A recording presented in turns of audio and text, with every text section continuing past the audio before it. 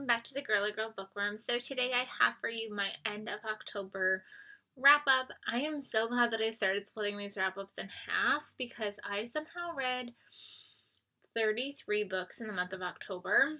So I'm really glad that I split this up into a part 1 and a part 2 because my part 2 was like basically big enough to be just like a by itself monthly wrap up. I have been audiobooking like crazy and Kindle booking like crazy. I know I've said it a couple times in some of my videos, but my life has been super hectic across the board, like home life and school life and stuff. So I think that I've been really trying to escape into my audiobooks and escape into books that way. So I think that's why I've been accomplishing as much as I have, just because any chance I get, I've just been like, I need to like be mindless. I need to just like escape. And I've been turning to books. So not a bad thing to be turning to, but life has been a lot and I'm apparently making up with it by reading. So the first book I actually don't have, and it's A Witch in Time. I borrowed this one from my local library. I decided to try to dabble with requesting actual physical books from them for like books that like I don't own, that like I've been hesitant about. And this one I wasn't sure how I was going to feel about it, so I decided to borrow it. And I'm kind of like kicking myself because it was a book that I might not have minded actually having on my shelf. This book I ended up giving 4 stars.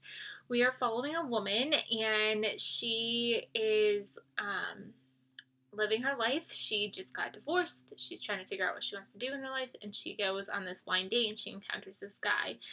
And she ends up finding out that she's lived lives previously, and the memories of these lives start flashing back to her. So we start seeing her in these other time periods of when she was a painter's muse and when she was a Hollywood starlet and when she was a musician. And it's fun because you get to see these different time periods as well. I will say at the end, the reason why I didn't really give it 5 stars was because the end, there was one perspective that ended up being the longest chapter in the entire book. And it just took away from the pacing for me because the pacing was going so well. And then I hit this long chapter and I was like, whoa, what? And like, I understand why that chapter was like so long, but at the same time, like, it just messed with the pacing. So I ended up going 4 stars with it, but I really enjoyed it. I liked seeing her other lives. I liked seeing her, all of her lives kind of eventually like come together. I really enjoyed it. Like, I guess I keep saying 4 stars. The second book I borrowed from the library, I did through Hoopla, so I did an audiobook version of this one because people had been raving about it as an audiobook. And that's Local Woman Missing by Mary Kubica. Now, I own all of her other books. She's normally an auto-buy author for me. Actually, I think there's one that I read through NetGalley, so I technically don't own it. But she's normally like an auto-buy, like I always go to her books. But because I still have one on my shelf that I hadn't read, I felt really guilty buying this new one. And then when I had heard the audiobook was so phenomenal for this one, I was like, maybe I'm just not going to buy and just borrow from the library. And so I did, and I gave this one 4 stars. We are following this town, and years prior, so about like 11 years ago, this woman goes missing, and then a few days later, another woman and their daughter goes missing. And it's, like I said, now 11 years later, and they think that they have found the daughter that had gone missing, and it just kind of unveils a whole bunch of things. So we're following past perspectives, we're following current perspectives. It is a cast narration, which makes it a little more exciting as well. I did give it 4 stars because I felt like the pacing was really slow because it was an 11-hour audiobook, and I know the book isn't that big, and I just felt like it moved slowly, and there were things that were thrown in there that just were like not necessary. Like it was more to have social commentary instead of focusing on what the story was actually about. I did like the twist because I did not see the twist coming at all, so I still really enjoyed my experience with it. It wasn't the best audiobook that I've ever listened to, but it was still very good, and I gave it 4 stars. This next book is interesting because I also gave it 4 stars, but upon reflection, I feel like I was definitely a little nice to it. And that was The Ex-Hex by Erin Sterling. Now, if I was being like a critical reader, which I normally am with a lot of my books, but for some reason I was like, I'm just going to have fun with this one. And I gave it 4 stars, but really if I was being critical of it, it definitely would have been more of a 3-star read just because, I don't know, it was a little all over the place. This is Erin Sterling, aka Rachel Hawkins, which I love Rachel Hawkins, so that's why I automatically wanted to read this book. And we're following a girl, and when she's 19, she's in a relationship with this guy, and she finds out that he's betrothed to another woman. And so her and her sister put a hex on him. They think it's all fun and games. They think they're kidding. They're witches, but they think they're being funny. And they don't think anything happens. Now it's years later, and this guy needs to come back to this small town, and his powers start getting wonky, things start happening in this place, and they realize that they actually put a hex on him, and that he's actually cursed. So they need to work together to break this hex and to break this curse, but of course they're having their second chance romance along the way, because why not? The reason why I feel like it's more of a 3-star than a 4-star is it was just such a surface level story, and it was definitely trying to be like romance with like a side of like witchiness, and I feel like at one point, like, they're trying to break this curse, and it stops, and it's like 2 weeks have gone by, and we spent more time in bed than trying to break the curse. I'm like, but wouldn't you be trying to break the curse? Like, that's the whole point of this book, it's to break the curse. So like, it just felt like there were some times where it was just like frustrating. It was almost like too fluffy for no reason. So it probably should have been a 3-star. I gave it 4-star. I don't know. It was just fun. So if you're looking for something that's kind of fun and cheesy, then this is for you. If you're looking for something that is super witchy, it's probably not going to be for you. It's more of a romance than witchiness. But I did love the small town element. That was fun. And it was good for the season. Then, oh, I forgot. This is not in the right pile. I borrowed The Midnight Library by Matt Haig from the library. So I've been finding that, like I said, sometimes I just need an audiobook, sometimes I need a Kindle book, and sometimes I just need it right that second. So sometimes I'll be scrolling Hoopla and being like, or Libby, and I'm like, what's available ASAP? And this was available on Kindle ASAP. So I was like, maybe this is my like opportunity. It's finally telling me to read this. So I picked it up, and it was actually a very fast read. I enjoyed it more than I thought I was going to. Kendra DNF'd it, so I had a feeling I was going to DNF it too, which is probably why I stayed away from it for so long. But I actually enjoyed it. I gave it 4 stars. We're following a woman who decides that she wants to kill herself. And instead of doing that, she somehow ends up in this like in-between, where she's not dead, she's not alive, she's like in this in-between, and she ends up in this library where she can see, like, basically, like, different choices she could have made in her life. Like, little regrets that she could have had. She can go see what it would have been like if she had lived that life. And her job is to be able to continue to do this until she finds the life that she wants to stay in. I thought it was really interesting. I really liked some of the commentary that it had to offer. I just found the ending to be super predictable. Like, I kind of knew, like, I feel like any type of story like this, you can tell where it's going to end. So it ended exactly how I thought it was going to end. And so, unfortunately, because of that, I did give it a 4 stars instead of 5, just because it kind of felt like, okay, like, this is solid. It was a solid read. It's just, I knew exactly where it was going. So, gave that one 4 stars. Then after that, I read In Another Light by AJ Banner. I read this through Kindle Unlimited, even though I did own the physical copy. AJ Banner, to me, is like one of those very underrated authors where I feel like people don't really know a lot about her. Her books are really short, and like when you're just looking for a quick short thriller, I know her books are definitely going to be the way to go. And this one was just, it just came out in October. It was slightly disappointing because I know she's written better books than this one. We are following our main character who works at a funeral home where she is kind of like the beautician. Like, she makes everybody like look like as much as themselves as possible.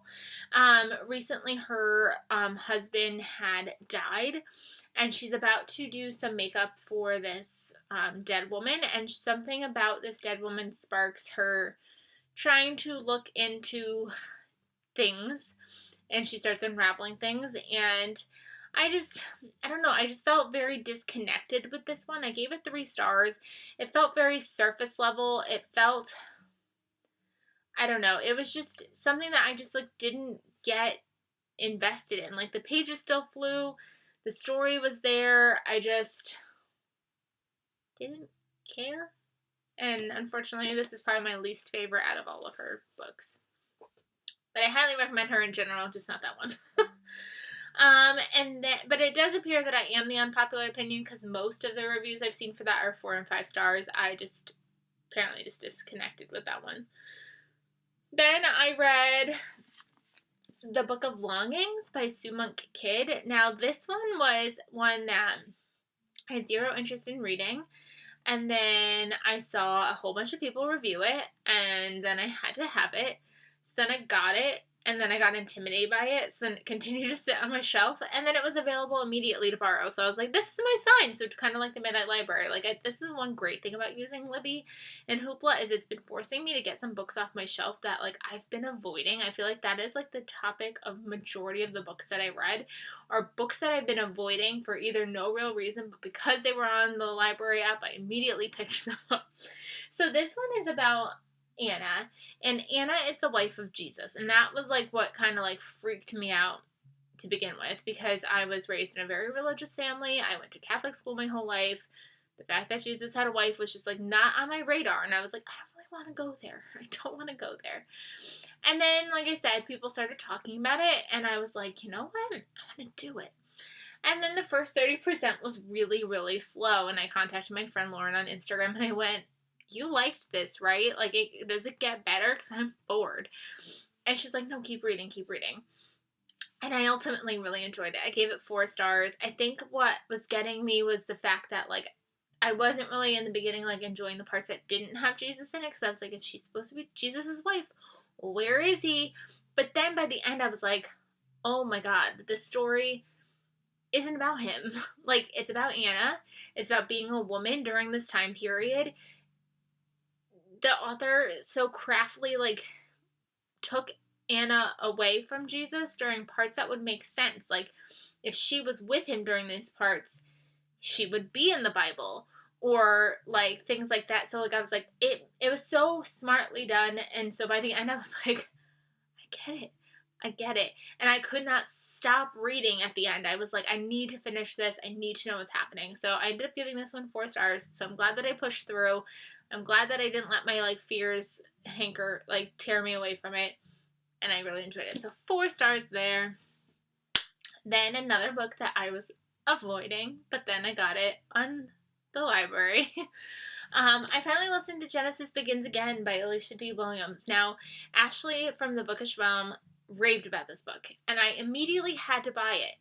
And then for some reason, I was just so scared of this book. It's about a young girl.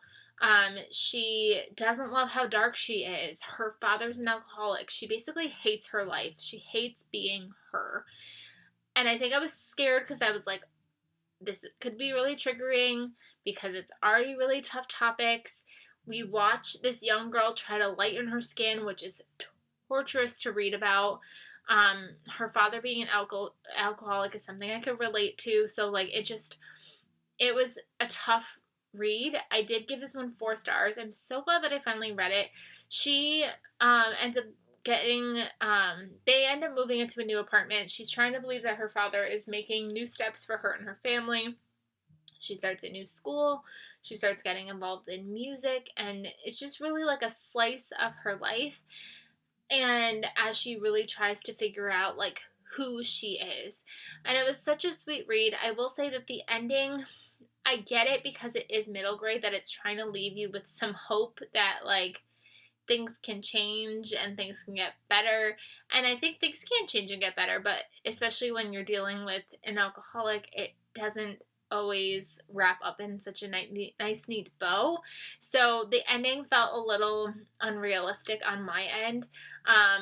But I did really enjoy it, and I gave it 4 stars, and I'm glad that I finally got this one read, and I could stop avoiding it because I was avoiding it for no real reason.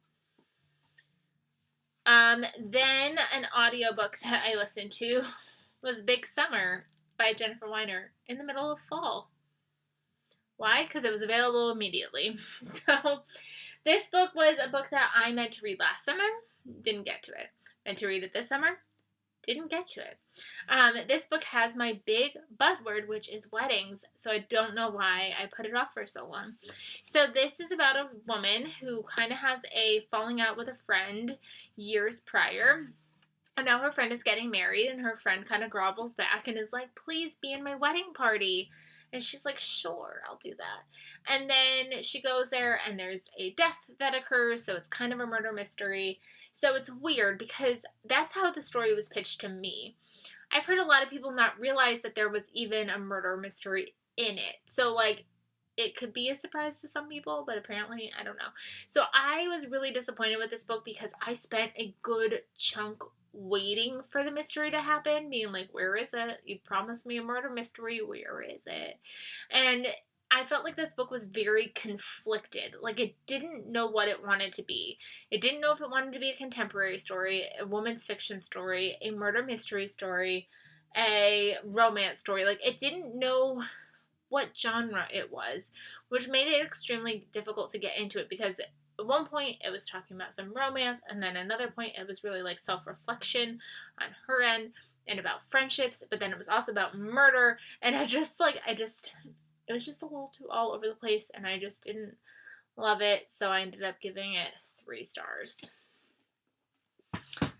After that, I decided to listen to the audiobook for The Golden Hour by Beatrice Williams. If you haven't seen yet, I have a video about books that I'm intimidated or like scared to read. I just posted that one last month. And this was on the list because Beatrice Williams is an author that her books always sound really phenomenal. And I loved 100 Summers. But since then, I've read 3 or 4 of her books. Maybe it's just 3. And I haven't liked any of them. And this one was no different. I did not like this one. I gave this one 3 stars. No, I didn't give it 3 stars. I gave it 2 stars. I wrote down 3, but I definitely gave it 2. This is about... I couldn't even tell you. This is about a woman who goes to the Bahamas to be a reporter about the governor and like society life that's happening there. But we're also following her as she goes to London to figure out where this man who's been missing has gone. But we're also following this World War I perspective. And I was very confused as to how they were related. Like, while I was in an individual chapter, I'd be like, oh, this is okay. Like, I'm liking this. But then it would shift to another perspective in another chapter, and I'd get lost all over again. So, like, I was almost constantly having to, like, refigure myself out. And I was just bored. This audiobook was so long, and it was boring. So I think I've decided that Beatrice Williams is not for me. Even though her books always sound fantastic, I just can't do them. So that's getting unhauled, and so are any of my other books that I haven't read by her because I just can't do it. Then I read White Smoke by Tiffany D. Jackson. I was really looking forward to this one. If you haven't been following me for a while, I discovered Tiffany D. Jackson in January, and I fell head over heels in love with her writing, and I was so in love. I think I gave all of her other books 4 or 5 stars. Allegedly, I struggled with, but again, if you watched my last wrap-up, it was a lot about like how triggering it was for me to read. And this one, I was expecting. Girl moves to a new town, she moves into a house, it's acting weird, and it's potentially haunted, which was great, but that's not necessarily the story I got. This girl likes to talk about how bad she wants weed, and that's not something I want to be reading in a book.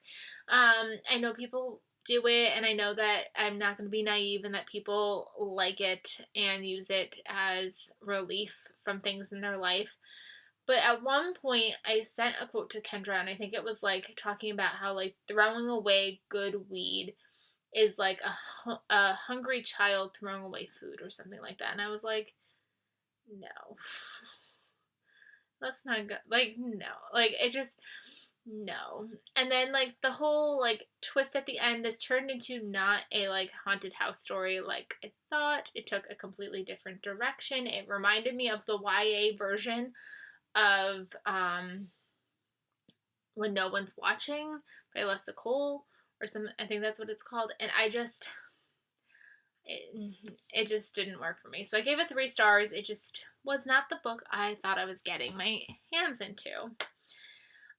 Then I listened an audiobook to The Lager Queen of Minnesota by J. Ryan Straddle. This was also on my list of books that I'm scared of because I've read this author before and I hated him and I didn't realize it was by him until I bought it. And then it was like, oh, the best-selling author of Kitchens of the Great Midwest. And I was like, darn, I really didn't like that book. Why'd I pick this one up? So I'm glad that I did pick this one up. So this would be the opposite. So the other one I picked up and I was scared of it for a reason. This one, I didn't need to be scared of it. I really enjoyed this one. This one is a very people-driven story. We're following 2 sisters. They both kind of end up going their own lives. One goes and has a whole bunch of different jobs, and we end up following her and her granddaughter, and then the other one goes off and like makes beer, and eventually these women's lives will eventually interconnect, but we're really following the journey of their lives and beer making, which was really fascinating to listen to. So if you don't like beer, I wouldn't recommend this story to you because it does talk about it a lot, because the granddaughter also eventually gets into the beer making business as well. So there's a lot going on, and I really enjoyed this one and I gave it 4 stars. I'm so glad that I finally got to it. I will say though that I'm glad that I listened to it because I don't know how captivated I would have been if I tried to read it physically. So I am glad that this one was an audiobook listen. So highly recommend you check this one out if you like people-driven stories, if you like beer, if you like women and sisterhood, and you like this one. Then I borrowed a book from my school librarian. She got it and she was like, hey, do you want to read it before I put it on the shelves with the kids? And I was like, yes, please. And it was Willowdene. And I had never read The One and Only Ivan, so this was my first time experiencing her as an author. I didn't officially review it on Instagram. I did put it in my Goodreads account just because it is a book that I read on my own. I didn't read it to the class. I just read it to myself. But this story is really interesting. It's a kid's novel. It's about a girl where there's this world where there's these screechers, and they basically have every right to basically kill these screechers, and this girl like really loves the screechers, so she wants to protect them. There's also these, I forgot what they're called, these like bears with wings that have kind of like disappeared, but like she is possibly able to find a way to get them back.